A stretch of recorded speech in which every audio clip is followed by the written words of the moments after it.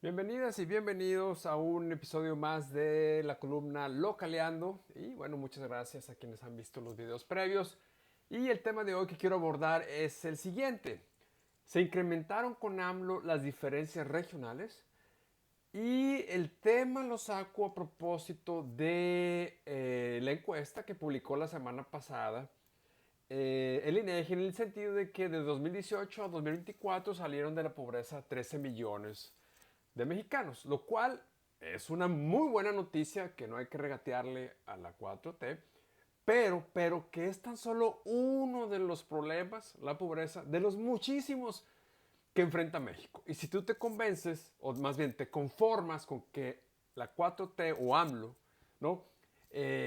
Hayan sido exitosos en este tema, que es muy importante, sin duda alguna, pero en los demás ha fracasado casi en todos ellos, pues la verdad te estás conformando con muy poquito. Pero bueno, vamos a comenzar entonces y quiero señalar lo siguiente. El primer tema es que en el contexto de esta pobreza, bueno, de esta reducción de la pobreza, es un hecho que el pastel no creció, sino que solo se distribuyó mejor. Aquí yo estoy dando un texto, pero no lo voy a leer para no tardarme tanto. Pero la analogía es la siguiente. México, el tamaño de la economía de México es de cierto tamaño. Veámoslo como en un pastel tamaño medio, medio bajo o mediano, ¿no?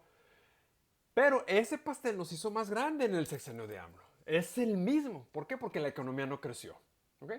Y entonces lo que sucedió es que ahora las rebanadas se cortan de tamaño más igual entre todos los mexicanos. Un poquito más igual. ¿Verdad? Pero nuestro pastel sigue siendo muy pequeño en comparación con el pastel de Estados Unidos, Europa, Japón, ¿no? Donde pues el pastel es más grande y ahí las rebanadas tocan más grandes y por lo tanto pues en esas rebanadas va incluido buenos temas como salud, más seguridad, más salud, buena educación, una casa decente, etcétera. Entonces, eh, pues eso, insisto, es muy buena noticia. Entonces, para esos países, pero en México, insisto, un factor de estructural es que la economía no creció. Entonces, si la economía no crece, pues es un elemento muy negativo porque tarde o temprano esa eh, combate a la pobreza va a llegar a un tope. ¿Ok? Pero bueno. Y luego dentro de, si tú analizas esos datos que publicó el INEGI de que la pobreza bajó, o 13 millones saliendo de la pobreza, no olvides incluir que el tema de salud es un desastre, ¿no? En 2018, 20 millones de mexicanos no tenían acceso a la salud y para 2024 la cifra subió a 44 millones de mexicanos. Entonces, bueno, ahí tienes esos datos. Ahora bien, vamos al tema de la disparidad regional, si subió o aumentó. Este es un ejercicio que no es científico, es simplemente empírico y basado en mi opinión personal, ¿no? Entonces, mira, vamos a ver el caso de Chiapas. El rezago educativo el 2024 era de 34% y en 2018 del 29.2%. Es decir, que el rezago educativo aumentó. Mala noticia. La carencia de acceso a la salud, que ya lo comenté, el 2024 era de 63%, en 2018 de 17%, una pésima, pésima noticia para Chiapas, lo cual estos dos datos lo hacen ser más pobres y hacer dos datos fundamentales en el desarrollo de las personas, de los chapanecos, la educación y la salud. Esto les pega en otro tipo de dimensiones de la pobreza.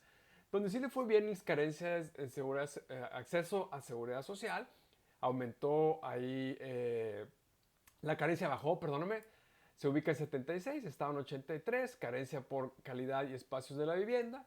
Ahí estaba, se ubica ahora en 19, estaba en 23, bajó algunos puntos porcentuales en acceso a servicios básicos en la vivienda. También mejoró un poco, ¿no? Ahora está en 48, antes estaba en 57. Y acceso a alimentación, pues también ahí mejoró un par de puntos porcentuales. ¿Ok? Entonces, en cuatro indicadores o dimensiones de la pobreza hubo algunas mejoras, pero en educación y salud hubo caídas realmente muy, muy, muy malas. Esto lo podemos ver acá en las comparaciones gráficas que nos regala el INEGI, o más bien que nos hizo INEGI para atender o analizar por estado, ¿ok? Todos estos datos que yo te acabo de dar, ¿no?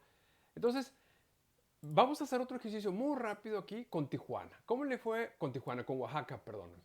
¿Cómo le fue a Oaxaca? Bueno, pues depende qué dimensión tú quieras señalar, ¿no? Por ejemplo, vamos aquí en las que están rápidamente. Pobreza moderada. El 2024 se ubicaba en 35% y en 2018 en 42%. Ahí sin duda es una muy buena noticia que estamos hablando de pobreza en general. Pero ya cuando hablamos otra vez, desmenuzamos ese dato de pobreza, ahí la cosa se complica. Rezago educativo, en el 2018 era el 29.6, en el 2024 es del 35. Está estancado Chiapas en rezago educativo. Acceso a la salud, 2018, 16.3, ahora 49% de los chapanecos no tienen acceso a la salud. Del 16 al 46, un desastre, insisto, la salud. Carencia por acceso a la seguridad social, pues mira, hay un aumento, una mejora ahí, pero no es sustancial. Y así nos podemos ir con, insisto, muchos otros estados, ¿ok? Sobre todo, ahora sí que si tú quieres comparar estados fronterizos del norte con los del sur, para ver un poquito la disparidad regional, pues ahí tú lo tienes que analizar y te voy a dejar, insisto, todas las ligas para que tú hagas esas vinculaciones, ¿no? Otro caso nada más, y aquí me voy con Nuevo León y con eso termino. Rezago educativo en Nuevo León se quedó prácticamente igual. Salud, aumentó el rezago, aumentó la carencia de acceso a la salud, fíjate, de 13 a 15 puntos. Pero fíjate cómo aquí la carencia cayó muy poquito, ¿ok? Si te vas a Oaxaca, aquí la carencia aumentó muchísimo.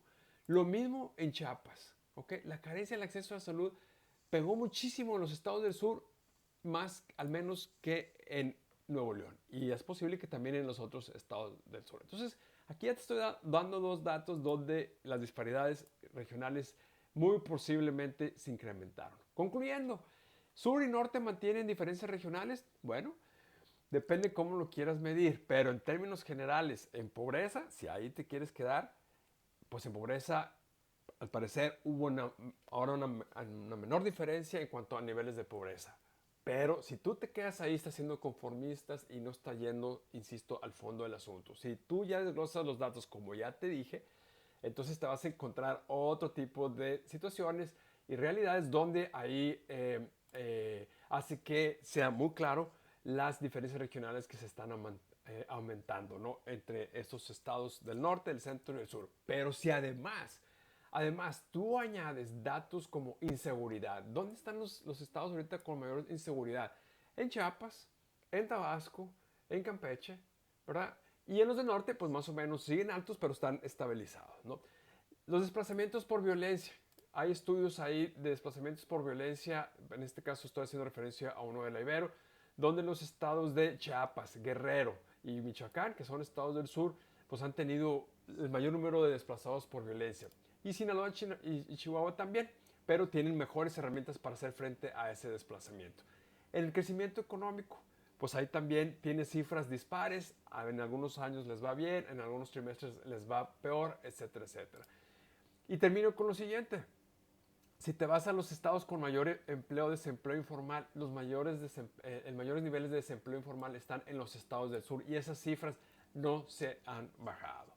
Entonces, y todos estos factores hacen que las migraciones internas en México pues se disparen, ¿no? Muchos habitantes del sur migrando al norte, precisamente porque en el sur hay pobreza y hay falta de oportunidades laborales y económicas, entre otras. Entonces, concluyendo, mi hipótesis es muy personal, ¿ok? Con estos datos, pues las disparidades regionales se incrementaron con AMLO, a pesar de los cientos de miles de millones de pesos que él le metió a esa zona del país. ¿Y por qué también no se tuvo el impacto deseado, además de malas administraciones, pésimas decisiones? Y además una corrupción brutal y rampante, ¿no? Ahí está Dos Bocas, ¿no? Sigue sin operar y 3 veces más costó. Pues precisamente por esas razones, por la corrupción rampante que hay en esas zonas. Ojalá que los investigadores y los académicos nos aclaren con evidencia científica el incremento de las disparidades regionales y yo tan pronto veo un estudio al respecto, lo voy a comentar por aquí. Muchísimas gracias y nos escuchamos a la próxima. Hasta luego.